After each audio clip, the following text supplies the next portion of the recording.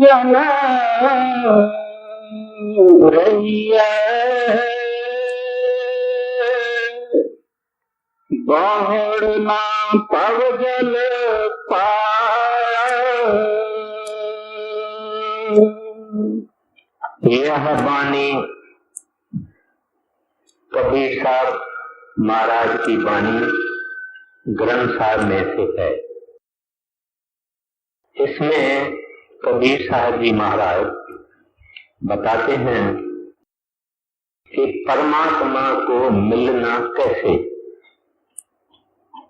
संत मत के दो भाग हैं, एक थियोरटिकल और दूसरा अप्लाइड।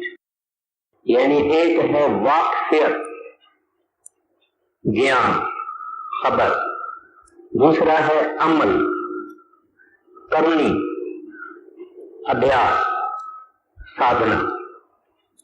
तो इसमें कबीर साहब जी महाराज जो साधना यानी अभ्यास का भाग है उसके ऊपर महत्वता देते हैं। तो फरमाते हैं कि जीवत मरे मरे पुन जीव ऐसे सुन समाया। अब जब से ये दुनिया पैदा हुई है, जब से जीव पैदा हुआ है, तब से इंसान की ये कोशिश रही है कि किस तरह से वो बड़ी उम्र वाला होवे, लंबी उम्र वाला होवे और अमर होवे, यानी मरे ही नहीं। इसके हृदय के अंदर हमेशा ये ख्वाहिश रही है कि कैसे मैं मरने से बच जाऊं। ये ख्वाहिश हमेशा रही है और वक्त ब वक्त दुनिया वालों ने दुनिया के जुदा जुदा हिस्सों में जुदा जुदा तरीके अख्तियार किए हैं। हिंदुस्तान में उन्होंने देवी देवताओं के हवन और यज्ञ किए, बड़ी बड़ी सभाएं इकट्ठी की और खास मंत्र वेदों के अनुसार उन्होंने यज्ञ किए, जिसमें के यज्ञ कराने वाले की उम्र बढ़ जाए, जिंदगी बढ़ जाए। इस तरह से कई योगियों ने तप किए, प्राणायाम किए, अपने प्राण को रोक के रखा और 600 बरस तक उन्होंने अपनी जिंदगी को लंबा कर दिया, लेकिन मरे जरूर। फरीद साहब जी कहते हैं, बुढ़ा हुआ शेख फरीद कंबन लगी दे, जे 100 बरस भी जीवना तो भी होशी खे। कहते हैं भाई मैं बुढ़ा तो हो गया, 100 बरस का भी मैं हो गया, अभी मेरा सारा शरीर कंबता है, हिलता है। जब आदमी की उम्र बड़ी हो जाती है उसके हाथ कांपते हैं, सिर कांपता है। कहते हैं फिर भी शरीर को नाश होने वाला ही है। फिर ऐसे ऐसे आदमी जिन्होंने ऐसी दवाइयां बनाई, कीमियाई दवाइयां बनाई, जो कि राजाएं महाराजाएं बड़ा खर्चा करके लेते थे ताकि हमारी उम्र बढ़ जाए, जिंदगी हमारी बढ़ जाए, लेकिन मरना उनको भी पड़ा। उसके बाद में हिंदुस्तान में कायाकल्प का एक पुराना साधन है, जिसमें बूढ़ा आदमी जब हो जाता है तब एक खास घास फूस की, खास पत्तों की कुटिया बनाते हैं, उसके अंदर उसको अंधेरे में रखते हैं, वो सूरज नहीं देखता है, उनको खास दवाइयां देते हैं और खास चीजें पिलाते हैं, और फिर उस आदमी की उम्र, उसको कहते ही हैं कायाकल्प, यानी शरीर पलट जावे, शरीर नया हो जावे, जवान हो जावे, रीजनरेशन हो जावे। ऐसा भी आज तक भी किया जाता है, लेकिन वो आदमी को भी मरना पड़ता है। फिर बड़े बड़े राजाएं, महाराजाएं, उनको उनके वैद्य और डॉक्टर कहते थे कि आप जवान लड़कियों से शादी करो, उनकी जवानी आप में आ जाएगी, ऐसा माना भी जाता है। और इसके कारण उन लोगों ने 100-100, 200 स्त्रियों से, लड़कियों से शादी की। फिर वो भी आकर मौत उनका भी हुआ। तो कभी कभी ऐसी भी साधनाएं होती थी कि एक आदमी बड़ा एक यज्ञ करके अपनी उम्र दूसरे को ट्रांसफर करे, वो आदमियों को भी मरना पड़ा, रहा कोई नहीं। लेकिन इसके कहने का यही मतलब है कि इंसान के अंदर सदा रहने की चाहना है, ख्वाहिश है, आरज़ू है, तमन्ना है। बुरा कोई होना नहीं चाहता है, अगर बुरा हो जाता है तो भी कहता है कि मेरी जिंदगी बनी रहे। ये एक स्वाभाविक है, इसमें किसी का दोष है नहीं।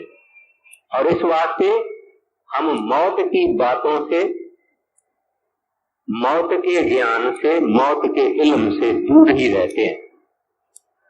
अभी ये ख्वाहिश क्यों करते हैं कि हम सदा अमर रहे और जिंदा रहे? क्यों करते हैं? क्योंकि इनको ज्यादा दुनिया के इंद्रियों के भोग चाहिए। कहते हैं कि जैसी पहले भूख लगती थी ऐसी लगनी चाहिए, स्वादी खाना हम खाते रहें, इंद्रियों के भोग हम भोगते रहें, सुख लेते रहें, खुशियां मानते रहें, ये ख्वाहिश है। अभी अभी महाराज जी एथेंस में गए, यानी ग्रीस में गए, यूनान जिसको कहते हैं। वहां जब सवाल और जवाब, प्रश्न और उत्तर हो रहे थे, तो वहां एक बूढ़ा ग्रीक यानी यूनानी उठ के खड़ा हुआ। उसने महाराज जी को कहा कि मास्टर, आप मुझे जवानी दे दो, मैं आपसे वायदा करता हूं कि इसके बाद मैं एक नेक इंसान बन के रहूंगा। अभी कहने का मतलब क्या था कि वो इससे पहले उसने नेकी कुछ नहीं की है, बहुत कुछ किया है बेचारे ने, मगर अभी कहता है कि अगर मेरी जवानी नहीं हो जाए तो फिर वो खराबियां मैं नहीं करूंगा। तो फट से महाराज जी ने जवाब दिया कि जो तुम कहते हो इसकी गारंटी क्या है? क्योंकि एक दफा जवानी आई फिर इसी के लिए ही करतूत हो जाए। तो ये भी मैं उदाहरण इस कारण देता हूं कि इंसान को सदा जवान और सदा ऐसी हालत में रहना चाहता है कि ये इंद्रियों के भोग भोगता रहे, मगर ये बात कभी होने वाली नहीं है। इसमें इंसान निष्फल गया है, इसके बाद भी निष्फल जाएगा। चाहे किसकी हार्ट दूसरे की डाल दें, हड्डियां दूसरे की डाल दें, आंखें दूसरे की डाल दें, किडनी दूसरे की डाल दें, मगर इसको एक दिन जरूर मरना पड़ेगा। एक दफे का जिक्र है कि एक माता जिसको इकलौता बच्चा था, एक ही बच्चा उसको बहुत वर्षों के बाद हुआ था, वो बच्चा 3 बरस का था कि 2 बरस का था, मर गया। गौतम बुद्ध का जमाना था। उस माता को पता लगा कि ये बड़ा महात्मा है, और अपने बच्चे को हाथ में उठा के बुद्ध के पास गई। कहने लगी कि महाराज, ये मेरा इकलौता बच्चा है, बहुत वर्षों के बाद हुआ है और अभी मर गया है, आप इनको जिंदगी बख्शो। बुद्ध ने कहा कि हाँ मैं करूंगा। आप किसी ऐसे घर से मुट्ठ भर राई लेके आओ जिस घर में कभी किसी का मृत्यु नहीं हुआ होवे। एक मुट्ठ भर राई लेके आओ उसी घर से जिसमें कभी किसी का मृत्यु नहीं हुआ होवे। वो माता अपने जोश में थी, उनको अपने लड़के की जिंदगी चाहती थी। उसने सोचा नहीं, घर में गई, जिसी घर में गई कि भाई आपके घर में कभी मृत्यु हुई है क्या? तो घर वाला हंसता है कि भाई कोई ऐसा घर होएगा जहां मृत्यु नहीं हुई होएगी। कई घरों में गई, पहले पूछा, तकाजा की कि आपके घर में कोई मरा है? हाँ भाई हमारे घर में तो कोई ना कोई जरूर मरा है। वो रोती रोती रोती वो बुद्ध के पास आई, उसको कहती है ऐसा कोई घर नहीं है जिसके अंदर कभी मृत्यु नहीं हुई है। तो बुद्ध ने उनको समझाया कि माता ये अनहोनी बात है। जिस तरह से ये एक दरख्त, एक पौधा निकलता है बीज से, उसकी जवानी आती है, उसमें फल होता है, वही चीज जो एक दफे उगलती है एक दिन वो जरूर नाश होएगी। और इस संसार में जो तुमको आंखों से दिखता है वो सब एक दिन नाश होने वाले हैं। तुम ऐसी चीज की तलाश करो जो चीज नाश नहीं होवे, और वो है प्रभु का मिलाप, वाहगुरु का मिलाप, हरि का मिलाप, गोविंद का मिलाप। तो इस तरह से ये महसूस बुद्ध ने उसको करवाया कि ये देश मृत्यु लोक है, मृत्यु लोक में सब मरते हैं।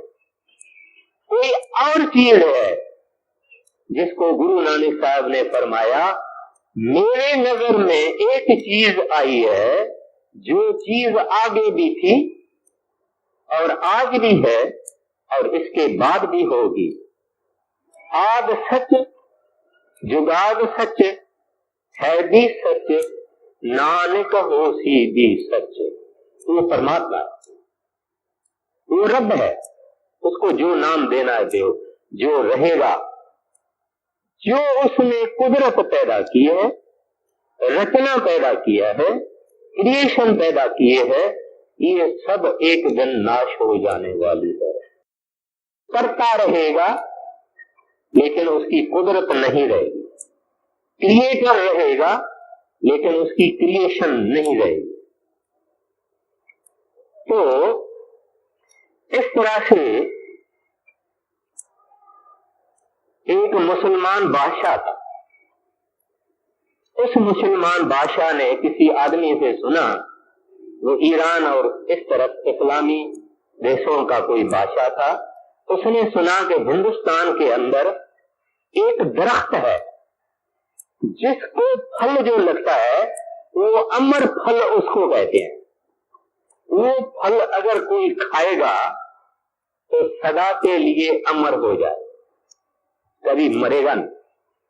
तो उसके पास जो अक्लमंद आदमी दरबार में काम करता था, उसको कहा कि तुम हिंदुस्तान में जाओ और हिंदुस्तान में फलाना दरख्त है, उसमें एक फल होता है, वो फल अमर फल है, वो मेरे लिए लेके आओ। जितना धन चाहिए ले जाओ, जितना धन वहां से मंगाना है वो मंगाना, लेकिन वो अमर फल कैसे भी लेके आना और हाथ खाली नहीं आना।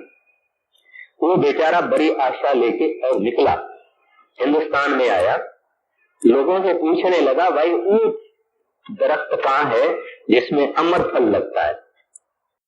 लोग इसके ऊपर हंसने लगे, कहीं हंसने लगे, कहीं हमदर्दी करने लगे, सारा हिंदुस्तान वो भटका। आखिर एक सियाना आदमी था, उसके पास गया रो रो के कि मैंने इतना खर्चा किया है, बहुत पैसा मैंने मंगाया है, मैं दर दर गया हूं पहाड़ों में गया हूँ, सरायों में गया हूँ, मुसाफिर खानों में गया हूँ, धर्मशाला में गया हूँ, मंदिरों में गया हूँ, मगर उस अमर फल का मुझे कोई पता नहीं लगता। तो उस सियाने ने उसको कहा, भाई तुमने बात का तत्व नहीं समझा, तुम तो बात की जो छाल है उसको लग गया है।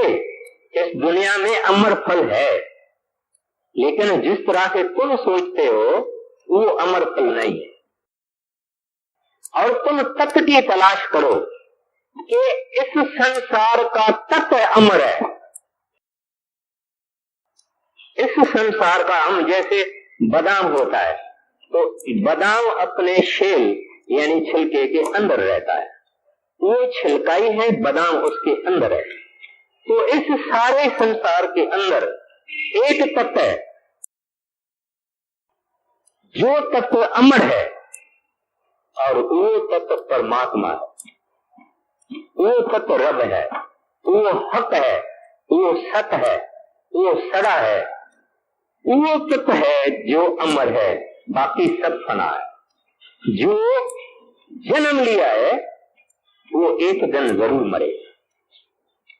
गौतम बुद्ध के पास ही एक दफा कोई आदमी गया था, उसने कहा था कि महाराज ऐसी तरतीब बनाओ, बताओ कि हम सदा अमर रहें। गौतम बुद्ध ने कहा, अगर अमर रहना चाहते हो तो जन्म ही नहीं ले। If you want to be immortal, never be born out of a mother. भाई इस अवस्था को अभी रिवर्स कैसा करेगा? अभी मां के पेट में जन्म अभी कैसे होएगा वापस? कहते जन्म लेोगे मरोगे, जन्म ही नहीं ले तो मरने का सवाल ही नहीं। जन्म और मरण एक रुपए के दो पहलू है। जब जन्मेगा मरना उसके साथ साथ में जुड़ा हुआ है। अब जो उन्होंने कहा कि वो तत्व को ढूंढो, वो तत्व, अब हम देखते हैं कि जुदा जुदा महात्माएं जो हैं कहते हैं उस तत्व को कैसे पहुंचो और कौन पहुंच सकता है। उस तत्व को पहुंचने का फकत इंसान को हक है। 184 जून सबाई मानुष को प्रभ दी ए वडियाई, इस पौड़ी पे जो नर चूक है सो आए जाए दुख पाएंदा। कहते हैं ऐ इंसान, तुम 84 लाख जूनियों का चक्कर काट के अब ऊपर आ गया। अब तुमको एक छलांग लगानी है, सचखंड में जाना है, उस निरंकार के पास जाना है। अगर तू गिर जाएगा, ये सीढ़ी की आखिरी पौड़ी है, तुम टॉप लेडर पर स्टेज पर आ गया है, एक छलांग लगाओ, इसी जूनी में प्रभु को हासिल करेगा। अगर छलांग नहीं लगाई, नीचे गिर गया, फिर जूनियों के चक्कर में भटकना पड़ेगा। तो ये शर्त फकत इंसान को है कि वो अमर रहे, दूसरों को नहीं।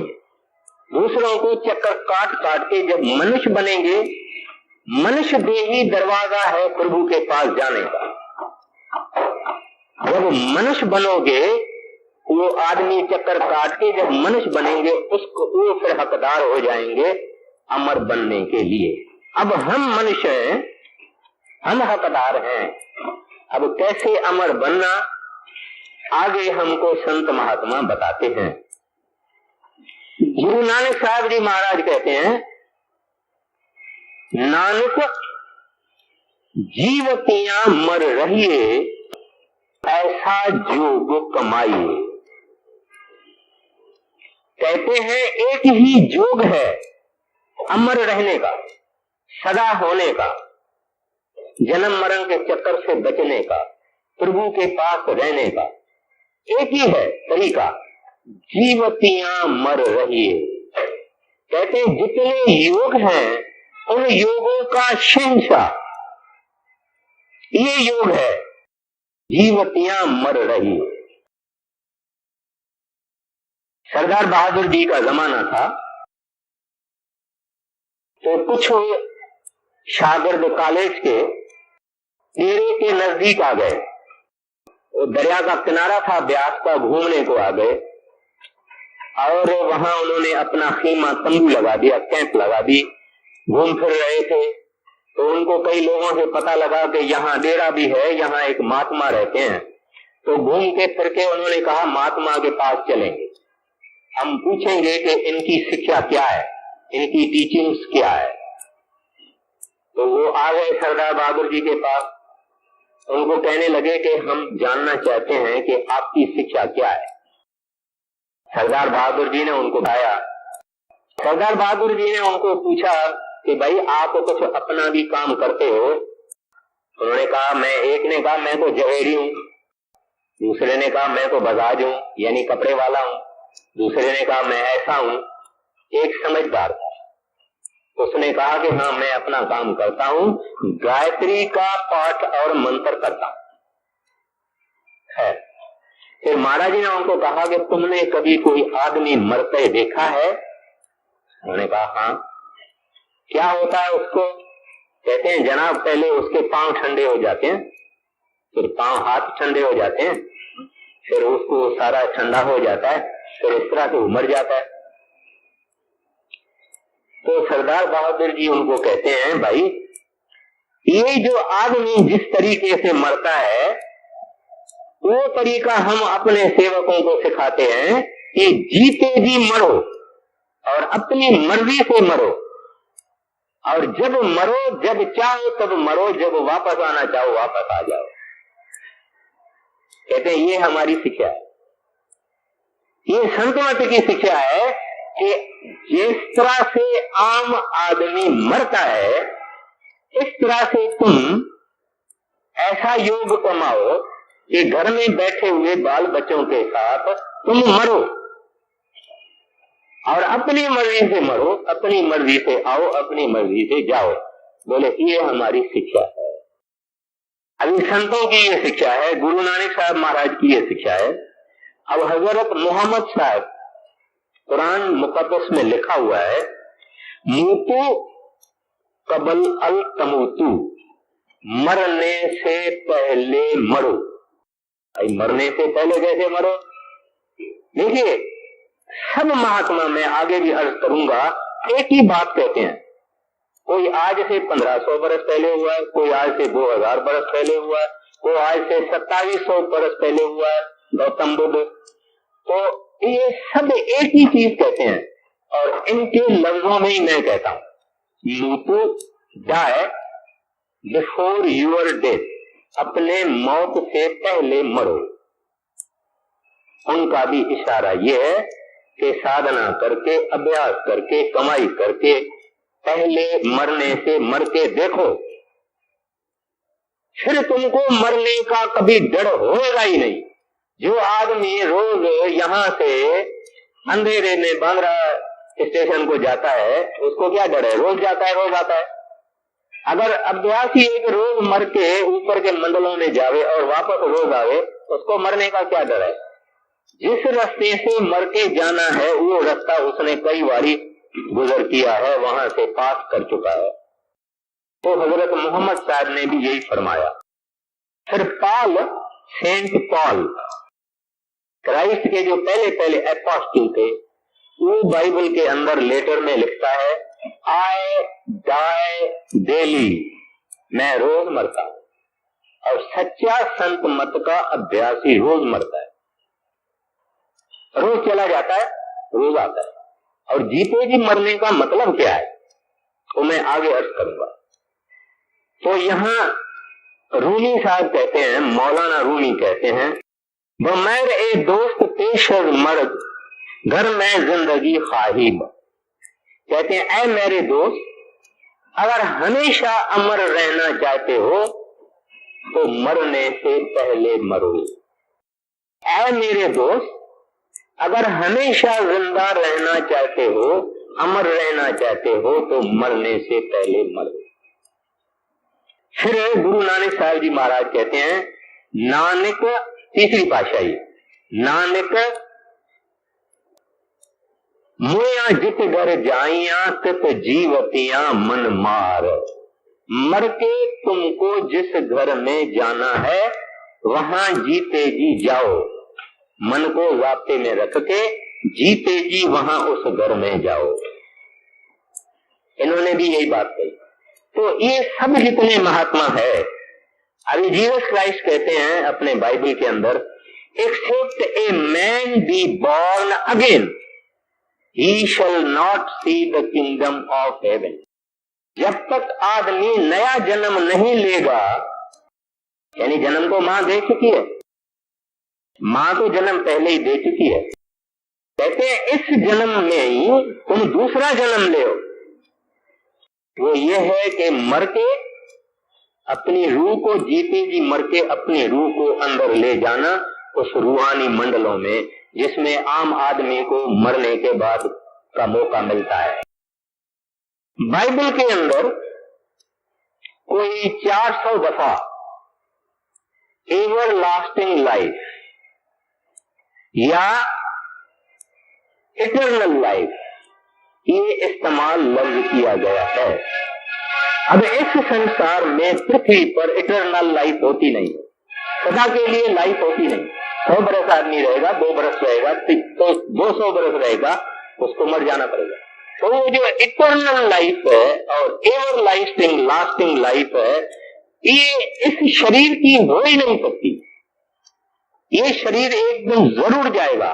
वो eternal life and ever lasting life अंदर की लाइफ है, और वो हर एक आदमी के अंदर ताकत है कि अंदर जाके और जीते जी मरे। सिंध के एक मुसलमान फकीर हुए हैं शाह अब्दुल लतीफ, वो कहते हैं तिनखे को करीबो काल जे के मरण खां अगे मुआ। कहते हैं काल उनको क्या करेगा जो मरने से पहले मर चुका है, यानी मरने से पहले वो अपनी मर्जी से शरीर को खाली करके चला जाता है।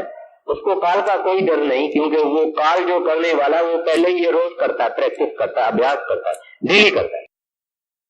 तो ये मैं 10 महात्माओं का जिक्र किया है कि ये जुदा जुदा वक्त, जुदा जुदा देश, जुदा जुदा शहर, जुदा जुदा भाषा, उसमें इन महात्माओं ने एक ही बात कही है। तो दादू साहब कहते हैं, दादू पहले मर रहो पीछे मरे सबको। कहते हैं आप पहले मरो, उनके बाद मरना बिल्कुल नहीं। जो ऐसा मरा फिर नहीं मरेगा। कबीर साहब कहते हैं, मरता मरता जग मुआ साचा मुआ न को, दास कबीरा यूं मुआ बहुर न मरना हो। कहते हैं सारी दुनिया मरती है, लेकिन साचा कोई नहीं मरता। अगर साचा मरे तो फिर मरना होएगा ही नहीं। वो साचा मरना क्या है उसका हम आगे अभी मैं अर्ज करता हूं। जब इस शरीर की चेतन सत्ता या लाइफ फोर्स या आत्मा या कॉन्शियसनेस या सुर अभ्यास करके शरीर को खाली करता है, जब वो आंखें बंद करेगा और उसको जो उसके पूरे गुरु ने नाम की बख्शिश की है उसका जप करेगा प्यार से और प्रेम से और शौक से, तो आहिस्ता आहिस्ता उसके पांव ठंडे होंगे। माना अभी सूरत ऊपर चढ़ती है, उसके बाद में हाथ ठंडे होंगे, फिर नीचे से शरीर ठंडा होना शुरू होगा, फिर कमर तक आएगा, फिर सारी पीठ तक आएगा, फिर यहां आ जाएगा। जब यहां आ गया तो इसकी रूह इसके शरीर को छोड़ के बाहर निकल आई। वो अपने अंदर की आंखों से अपना ही बॉडी, शरीर, जिस्म, बदन देखेगा कि मेरा ये जिस्म पड़ा है। जैसे कोई आदमी अपना कोट उतार के तेग पर रख देवे, ऐसा उसको अपना शरीर दिखाई देगा। यानी फिजिकल, स्थूल, जड़ ये हड्ड और मांस और चमड़े की जो जान है हमारी, यानी शरीर है, उससे ये अलहदा हो गया और मरने के वक्त भी काल और कोई काम नहीं करता है, उसको शरीर से खींच के निकाल देता है। ये इसने आप ही किया। इसको कहते हैं जीते जी मरना। और शास्त्र इसको कहते हैं जड़ और चेतन की गांठ खोलना।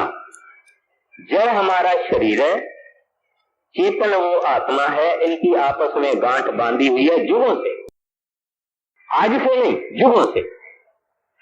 उस गांठ को ये खोल देता है। अब ये आदमी जन्म मरण में नहीं आता, क्योंकि इसने फिजिकल प्लेन शरीर से ये पहला दफा अपनी मर्जी से खाली हुआ है। अभी ये फिजिकल प्लेन पे नहीं आएगा। ये फिजिकल प्लेन पे जो हमारी सारी कारोबार है, खाते हैं, पीते हैं, लेते हैं, देते हैं, दौड़ते हैं, सोते हैं, ये सारी स्थूल कारोबार है, जड़ कारोबार है। और इस कारोबार का फल यही है कि हम मर मर के और मुड़ के वापस यानी फिजिकल लेवल पर आते हैं, प्लेनेट धरती पर हम आते हैं। तो ये जो जीते जी मरना है, ये फिजिकल नहीं है, ये सूक्ष्म अभ्यास है जिससे आदमी अपनी मर्जी से मर चुका है। तो इसको कहते हैं जीते जी मरना। जो ये इस तरह से होता है, वो आदमी ऊपर जाता है रोज, वहां अंदर बहुत नजारे, बहुत खुशियां, बहुत सुख देख के और एहसास करके नीचे आता है, वापस आगे अपने शरीर में बाल बच्चों में रह के अपना कारोबार चलाता है। फिर सुबह होता है या जब इसको फुर्सत मिल जाए फिर इसी तरह से बैठता है, इसी तरह से ऊपर चला जाता है, ऊपर का सैर करता रहता है रोज, और उस खुशी की कोई हद नहीं। और उस आदमी की ख्वाहिशातें और मोह इस दुनिया में रहता नहीं, क्योंकि इसने अभी दूसरे प्लेन पे चला गया, दूसरी लेवल पे चला गया, और उस स्थान का इसने स्वाद लिया। जिसको हाथ में सोने का डॉलर मिल जावे तो वो तांबे का पैसा क्यों पकड़ेगा, तांबे की तरफ क्यों ख्याल लगाएगा। एक तांबे का रुपया और एक सोने का रुपया, इसमें कितना फर्क है, लेकिन उसमें और ज्यादा फर्क है। ये मिसाल देने के लिए ये है कि ये दुनिया जो है उसको फिर अच्छी नहीं लगती, लेकिन वो दुनिया में रहता है खामोश चुप, रोज अपना अंदर मजा लेता है, स्वाद लेता है। ग्रंथ साहब में इस अवस्था को कहा गया है ओ रस आवा ये रस नहीं भावा। जिसको वहां का रस आ गया उसको यहाँ का रस अच्छा नहीं लगता है। अब ये जो इसका फल क्या होता है, इसका फल ये होता है कि आदमी को मरने का डर बिल्कुल खत्म हो जाता है। नहीं तो दुनिया मरने से डरती है।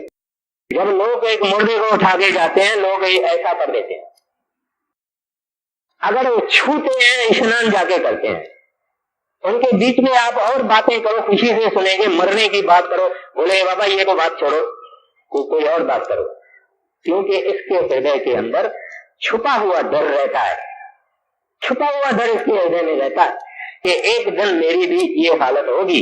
लेकिन वो इस चीज को टाल देता है। जब बिल्ली को, कबूतर को बिल्ली काटने को आती है तो कबूतर भागता नहीं है, आंखें बंद कर देता है जैसे कि है ही नहीं, मगर वो बिल्ली उसकी गर्दन को काट के ले जाती है। ऐसे जो आदमी उस आने वाले वक्त की के लिए तैयारी नहीं करेगा उसका ये हाल होगा।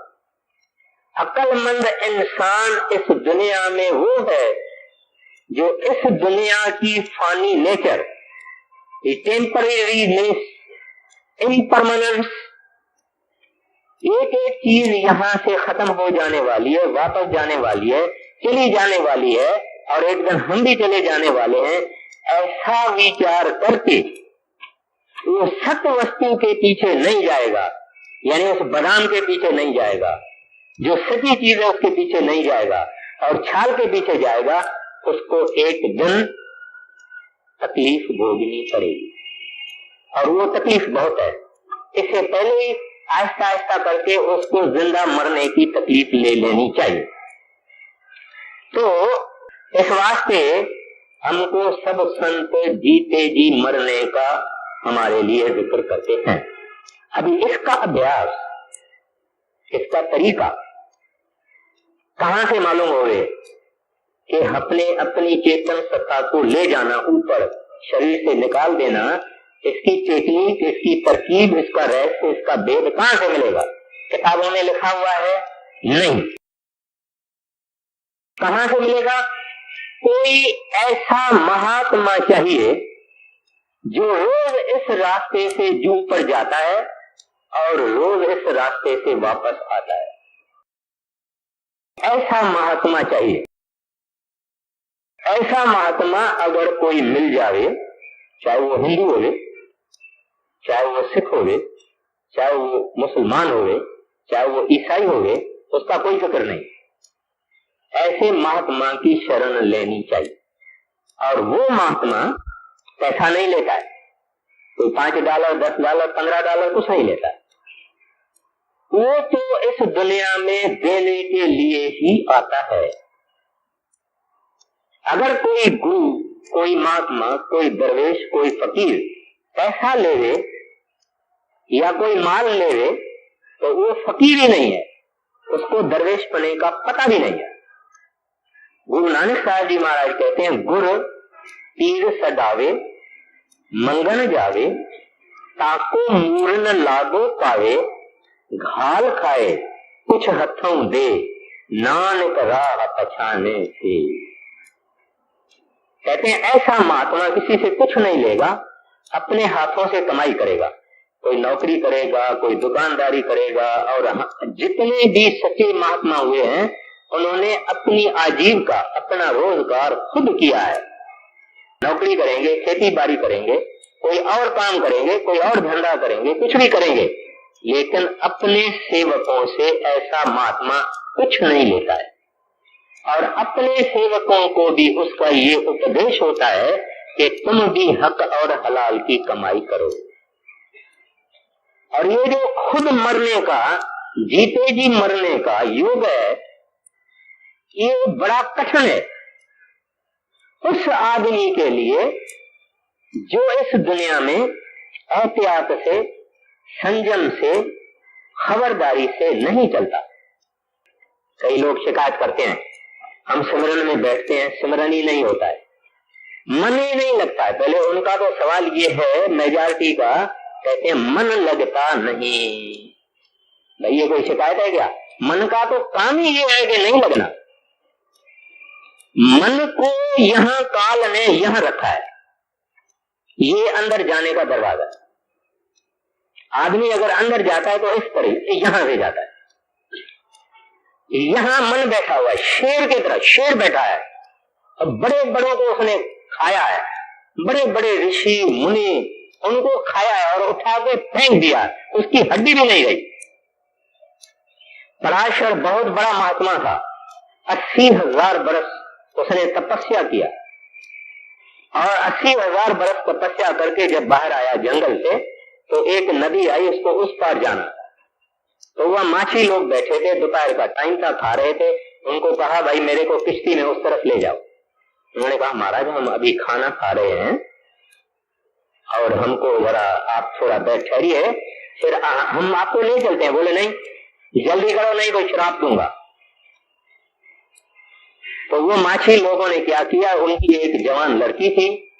अभी जो माँ बाप करते हैं तो लड़की लड़के सब सीख जाते हैं। उस लड़की को कहा कि बेटिया तुम इस महात्मा को नदी के उस पार छोड़ के आ जाओ। लड़की ने जी पिताजी कहते किश्ती में बैठ गई, और वो महात्मा जो 80,000 बरस तप करके आया था वो भी बैठ गया। जब दरिया किनारे चला तो उस लड़की की जवानी देख के इसकी होश खत्म हो गई, और इसने अपनी बुरी ख्वाहिश, उस लड़की का नाम सत्यवती था, उससे ख्वाहिश अपनी जाहिर की। उस लड़की ने कहा महाराज आप इतने बड़े महात्मा, और मैं एक माछी की लड़की और मेरे शरीर से माछी की बू आती है, ये बात तो ठीक नहीं है। तो उसने क्या किया, अपने करमंडल से पानी निकाल के और उस लड़की को लगा दिया ऐसे एंचली भर के, तो वो योजन गंधारी हो गई।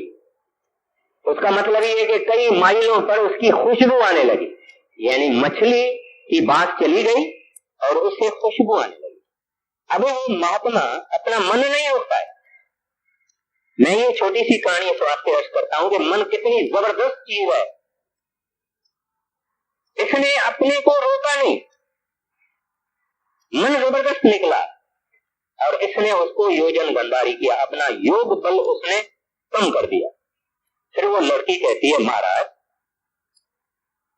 ये पानी देता है, जल देता है, ये हमारे बुरे काम की साक्षी देगा। उसने फिर करमंडल से अंचली निकाली और वो सब रेती हो गई, दरिया की जगह से रेत हो गई। यहां भी उसने अपने आप को नहीं रोका मगर अपना योग अभ्यास खंडित किया।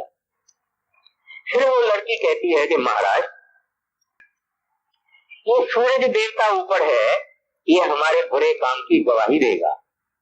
उसने उसको भी ऐंचली भर के लगा दी तो अंधेरी हो गई और उस सत्यवती से और पराशर से वेद व्यास का जन्म हुआ।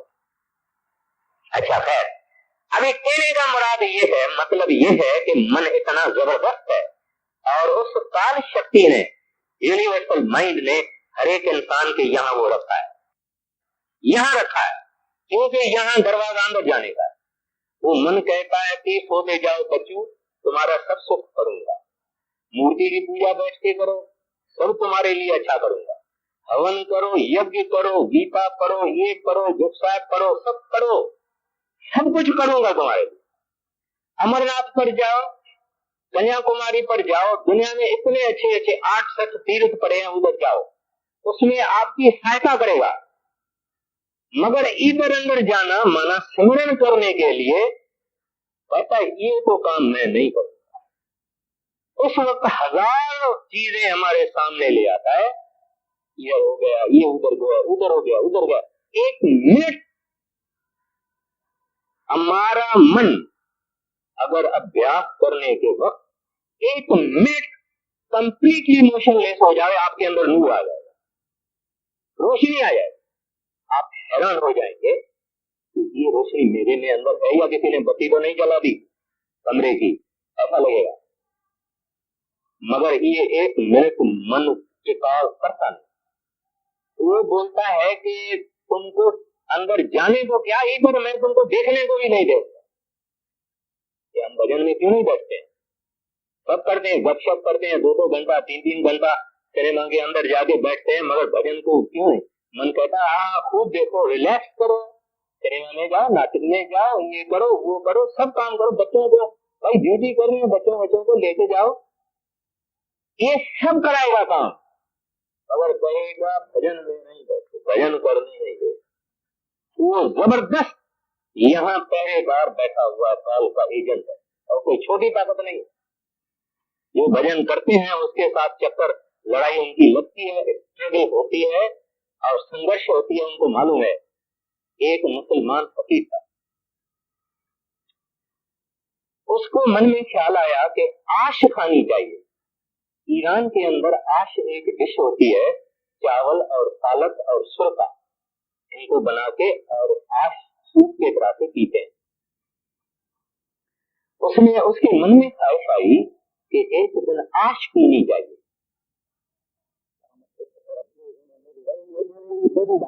उसने अपने सेवक को कहा, वो आश बना के आया और आश जब ये खाने लगा तो इसके मुर्शिद का इसको आवाज आया, है दरवेश, एक बरस लड़ाई नहीं करनी है मन से, सारी जिंदगी लड़ाई करनी है और तुमको ये मन हिरा देता है, गिरा देता है, ख्याल रखना, आश नहीं देना।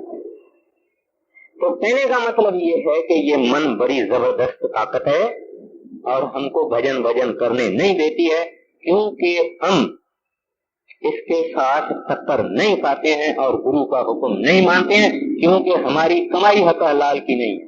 हमारी आंखें बुरी तरफ जाती है, हमारे ऐमाल ठीक नहीं। मगर गांव की औरत, पहाड़ों में रहने वाली औरत, गांव की औरत जो सादी है, सीधी है, जो मतलब को मतबल बोलेगी, जिसको बोलो सत्संग क्या होता है कुछ न पता नहीं, उसको मालूम है कि मेरा गुरु ही है ये पूरा, बस जो कहता वो ठीक है। उसको बोलो माता सत्संग सुना, बोले हाँ इसको मैंने देखा यही सब कुछ है।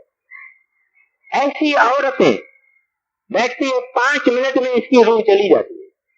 क्यों? इनके अंदर सफाई है। और बच्चों को जब बिठाया जाता है, 5 बरस के 7 बरस के बच्चों को, लड़कियों को, उनकी रूह जल्दी चली जाती है, क्योंकि इसके अंदर पवित्रता है, प्यूरिटी है, सफाई है, निर्मलता है, पाकीज़गी है। और जिनके अंदर जितनी जितनी पवित्रता, सफाई, पाकीज़गी, इनर क्लीनलीनेस होती है, उनको भगवान खींचता है और उनकी रूह भी परमात्मा की तरफ जाती है, रब के तरफ जाती है। तो अब ये सवाल रहा कि हमारे से भजन क्यों नहीं होता है, और इसकी जो टेक्निक है, जो तरीका है, साधन है, वो हमको सच्चे महात्मा संत ही बता सकते हैं और कोई नहीं बता सकता। हमको एक बात सोचनी चाहिए, एक एक हमारा जो सांस है, ये एक टप्पा है, पौड़ी है मौत की तरफ। जब हमारा बर्थ डेट आती है, हम कितनी खुशियां मनाते हैं, जन्मदिन मनाते हैं। दरअसल में वो एक दुख का दिन है, अरमान का दिन है, अफसोस का दिन है, आंखें खोलने का दिन है, खबरदारी करने का दिन है कि हाय इतने बरस तो चले गए और ये 1 बरस और चला गया। लेकिन मन इतना जबरदस्त है, कहता है बाबा खुशियां करो, खुशियां करो। उस दिन अरमान करना चाहिए कि मेरे बाकी कितने रहे, कुछ पता नहीं। जब मौत आती है, कोई समन नहीं, कोई वारंट नहीं, कोई इशारा नहीं, कोई चेतावनी नहीं। इस वक्त भी आए, कोई सोचे कि मैं जवान हूं, अभी तो मेरे बाल काले हैं। वो मौत न काले बालों को देखता है, न सफेद बालों को देखता है, न बुढ़िया को देखता है, न बूढ़े को देखता है, न बड़े को देखता है, न छोटे को देखता है, और ले जाता है। और जैसे महाराज जी फरमाया कहते हैं, जैसे तितर को बाघ, तितर होता है, उसको बाघ कैसे ले जाता है, कहते हैं एक दिन ऐसे ले जाएगा। अब ये भी सोचना चाहिए भाई, कोई रहा है, हमारे जो बाप थे, पिताजी थे, दादाजी थे, परदादा थे, ये सब कहां चले गए? हम कौन से खास स्पेशल आदमी हैं भगवान के जो हम यहाँ रह जाएंगे? भाई नहीं रह जाएंगे तो कुछ करो। वो क्या करना है, उसके लिए संत कहते हैं, है प्यारा तू तत्व की तलाश कर। एक दफे का जिक्र है कि एक आदमी था जिसने एक 50 लाख रुपया जमा किया। उसने सोचा कि 1 बरस तो धंधा बंद कर देगा, एक इतना मेरे को पैसा है, मैं खूब खर्चूंगा, खाऊंगा, पीऊंगा, ऐश करूंगा, एक पूरा बरस 12 महीना ऐश करूंगा। वो सब अपनी प्लानिंग जब बना रहा था, उस प्लानिंग के वक्त काल का फरिश्ता आ गया। उसको कहता है भाई तैयार हो जाओ। कहते हैं भाई ये क्या काम है, ये कैसे करते हो? कहते हैं बस तैयार हो जाओ। कहते हैं सुनो, मेरी जो सारी जायदाद है ना, इतना पैसा मैंने जमा किया है, इसकी आधी ले लो और मेरे को छोड़ दो। कहते बेवकूफ, उधर कुछ नहीं ले जा सकते हैं, कुछ नहीं कोई ले जा सकता है, और तुम जल्दी करो, होशदार हो। कहते हैं अच्छा सारी जो कुछ मेरी जायदाद है और धन है ये सब ले लो। बोलता है कुछ नहीं। बोलता है अच्छा मेरे को 1 हफ्ता दे दो, 7 दिन दे दो। बोलते 7। बोला अच्छा 1 दिन दे दो। बोले 1 दिन भी नहीं देगा। बोलता अच्छा 1 घंटा दे दो। बोलते नहीं देगा। आखिर में उस मौत के फरिश्ते ने ये मंजूर किया कि जितनी देरी में 5-6 लफ्जों की एक सिट यानी सेंटेंस, एक कड़ी लिखी जाती है, उस फरिश्ते ने कहा भाई हाँ तुम 1 कड़ी लिख दो जो कुछ लिखना है। उसने कहा भाई मेरे को कुछ लिखने तो दो। उसने कहा अच्छा लिख दे, जल्दी कर, ले जाऊं तेरे को। तो क्या लिखता है? लिखता है ऐ दुनिया वालों, मेरी हालत देख के रहम खाना और खबरदार रहना, मेरे जैसा बेवकूफ नहीं बनना। तुम्हारे हाथ में कुछ भी नहीं है। वक्त इतना कीमती है कि मैंने जो कुछ जमा किया है उसके लिए मेरे को एक दिन भी नहीं होता, एक घंटे की भी मोहलत नहीं मिलती है। इस वक्त का कदर करना, ये वक्त फिर वापस नहीं आएगा। अभी देखिए हम सुनते हैं ना, मैं भी कुछ कह रहा हूं, मैं भी कहता हूं, मैं भी सुनता हूं, आप भी सुनते हैं, मगर जब हम यहां से उठेंगे, अब हमारे ख्याल में ये आता है जरूर कि भाई सिमरन जरूर करना चाहिए, चलते चलते जरूर करना चाहिए, मगर यहां से बाहर निकलेंगे सिमरन बंद।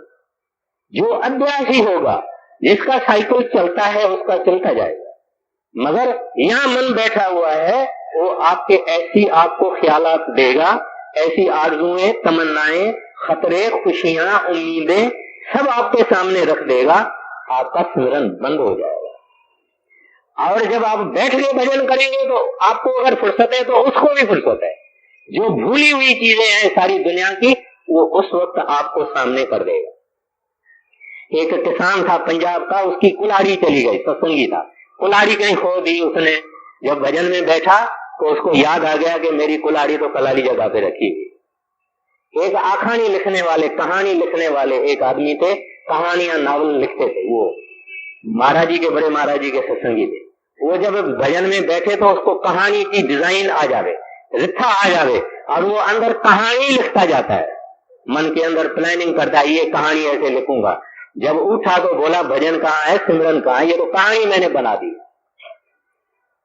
तो ऐसे कई किस्म के काम मन करता है। आदमी अलार्म क्लॉक बना के अलार्म रख देते हैं, 3 बजे उठूंगा, ठीक है।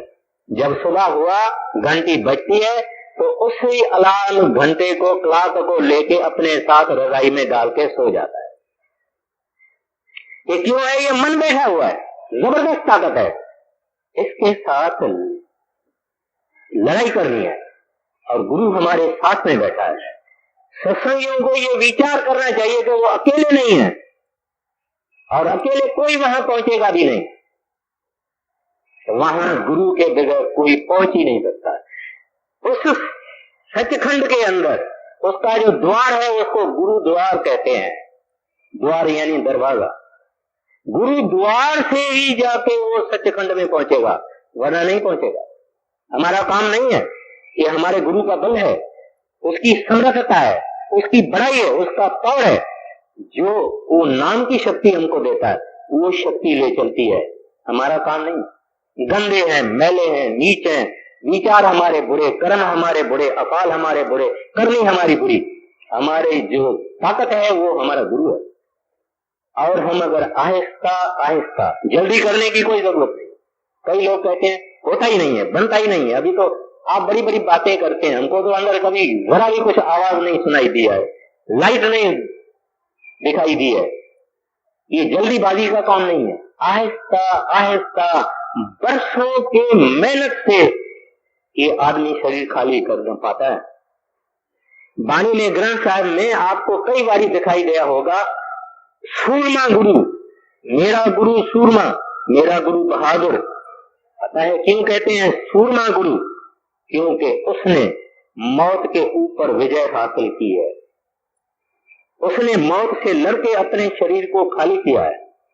जब बोलते हैं अगर तुमको आशिक बनना है तो सिर काट के स्त्री पर रखो, हाथ पर रखो, वो सिर काटना क्या है? सिर काटना ये नहीं है, मेहनत करके, लड़ाई करके मन के साथ अपने शरीर का ये जो दर्द है, जब रूह निकलती है, इस दर्द को सह के तुम इधर आ जाओ, ये है तिल्ली पर सर रखना। इस वास्ते कहते हैं गुरु सूरमा है। गुरु खुद भी अंदर चला गया है और गुरु अपने सेवकों को भी ले जाता है, इस वास्ते वो सूरमा है। और हर गुरु सूरमा है, बहादुर। इस जैसी कोई बहादुरी नहीं है। ये तलवार, बंदूकबाजी, गोलीबारी, पिस्टलबाजी, ये कोई बहादुरी नहीं है। मन से लड़ना बहादुर का काम है, सूरवीर का काम है। इससे लड़के अपने को पार जाना है। तो अब देखिए कबीर साहब जी महाराज क्या फरमाते हैं, मेरे राम ऐसा खीर बिलोइया गुरमत मनुआ स्थिर राखो इन विध अमृत पियोइया। अब पहले कबीर साहब ने फरमाया जीवत मरे मरे पुन जीव। कहते हैं एक दफा ये जिंदा मरे पुन जीव। अब कहते हैं उसके बाद उसकी जिंदगी एवर लास्टिंग हो गई। और आगे करते हैं ऐसे सुन समाया। सुन क्या होती है संत मत में 21 सुने हैं, आखिरी सुन सचखंड है। 21 सुने हैं, सुने मीन्स स्थान है यानी स्पिरिचुअल रीजन्स हैं। तो मुख्य 5 हैं और बाकी जो हैं उसके बीच बीच में है। तो कहते हैं ये जब जीवत मरेगा तो पहले पहले सुन में आ जाएगा और वो सुन है अष्टदल कमल। वो है एक थ्रेशोल्ड। जैसे हम एक घर में अंदर जाएं, अपने रोड से एक घर में जाएं तो थ्रेशोल्ड आती है यानी दरवाजा आता है। ऐसे कहते हैं जब ये जिंदा मरा तो इसने एस्ट्रल प्लेन पे चला गया। अभी ये फिजिकल प्लेन पर, ये मृत्यु शरीर में है और मृत्यु देश में है जहां हर एक चीज पना है। जब कहते हैं ये इसने छोड़ा यानी चेतन को अंदर लेके गया, अपनी आत्मा को अंदर लेके गया, रूह को लेके गया, शरीर खाली कर दिया। अब इसने सैंस दल कमल में पांव रखा, वहां सुन है, ये इसकी सुन है, वहां इसको आनंद आता है, उस सुन में समा जाता है। यानी वो एक ऐसी स्टेशन है जहां के इस आदम ये हमारा जो मन है वो टिकता है। यहाँ बड़ा औखा है, बड़ा मुश्किल है, ऐसे इस तरह से हमारा मन भटकता है, इस तरह खराब होता ही नहीं है, लेकिन वहां वो मन टिक जाता है। ये कई वर्षों की मेहनत से, महीनों की मेहनत से, कुछ लोग महीनों में चले जाते हैं, कुछ लोग वर्षों में चले जाते हैं, कुछ लोग तो जाते ही नहीं है। वो उनकी मर्जी है, अपनी अपनी मर्जी है। जिस चीज को इस दुनिया के अंदर हमें कारखाना और फैक्ट्री और दुकान खोलते हैं, रात और दिन जागते हैं, मेहनतें करते हैं, कई कारोबार करते हैं, क्या वो चीजें इस चीज से सस्ती है? उन चीजों के लिए मेहनत करनी चाहिए या इस चीज के लिए मेहनत करनी चाहिए? ये विचारने की बात है। तो कहते हैं इस तरह से ये कहां चला गया, ऐसी सुन समाया। अब वो इस अवस्था में आया जहां आदमी का भजन आराम से होता है, जहां चित्त शांत होता है, जहां एकाग्रता जल्दी आ जाती है, उस जगह पे आ गया। फिर कहते हैं अंजन माही निरंजन रहिए। ये सारी पृथ्वी, ये सारा संसार, ये माया का संसार। कहते हैं ऐसा आदमी माया में रहता है, यानी घर में रहेगा, बाल बच्चों वाला होगा, कारोबार भी करेगा, लेकिन माया से रहित होगा, क्योंकि उसने सच ऊपर देखा है और हमने सच देखा नहीं है। इस वास्ते इस दुनिया की चीजें हमको बहुत खींचती। तो कहते हैं अंजन मां निरंजन रहिए, बौर न भवजल पाया। कहते हैं फिर मरेगा नहीं, जन्म मरण के चक्कर से निकल गया, भवजल से पार हो गया। फिर आगे फरमाते हैं मेरे राम ऐसा खीर बिलोइए। कहते हैं मेरे राम के प्यारे, हमको एड्रेस करते हैं कबीर साहब जी, कहते हैं ए मेरे राम के प्यारो, सुनो, तुम लोग पानी मंथन कर रहे हो, पानी को बिलो रहे हो, पानी को बिलो रहे हो। पानी में कभी मक्खन होता है? पानी में मलाई होती है? पानी में होता ही कुछ नहीं है, तो उससे निकलेगा क्या? मेरे राम यानी ए मेरे राम के प्यारे ऐसा खीर बिलोइए।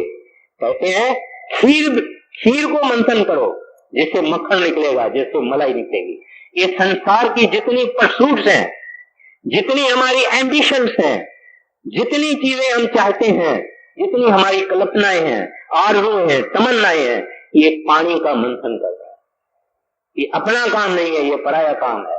करके करके हम चले जाएंगे, रो रो के मां के पेट से निकले, रो रो के चले जाएंगे। कहते हैं क्योंकि पानी जो आदमी बिलोएगा उसको क्या मिलने वाला है? वो आखिर में रोएगा।